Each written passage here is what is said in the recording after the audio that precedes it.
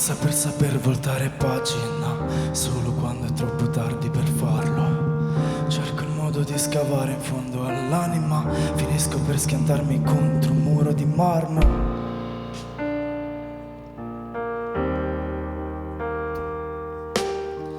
Dico cose senza ragionare, con istinto poco razionale, come fosse un'interrogazione. E abitualmente io resto senza parole e scende una lacrima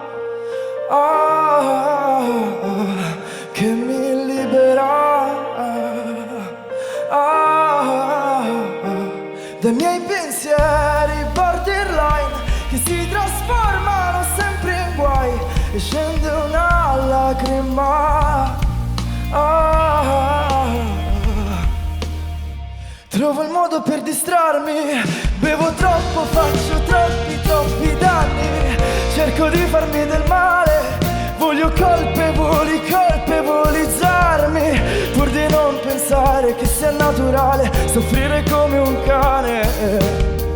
Bastonato sempre, sadico d'amore, con il batticuore scende una lacrima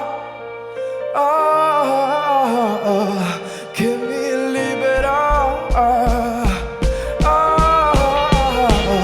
dai miei pensieri borderline che si trasformano sempre in guai, e scende una lacrima.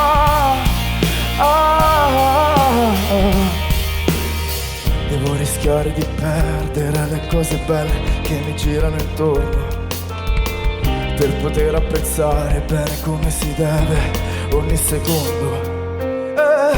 Io vorrei vivere sempre al limite, per toccare il fondo e poi risalire senza un confine. Io mi sento pieno, dagli occhi mi scende solo una lacrima che mi libera dai miei pensieri borderline che si trasformano sempre in guai, e scende una lacrima.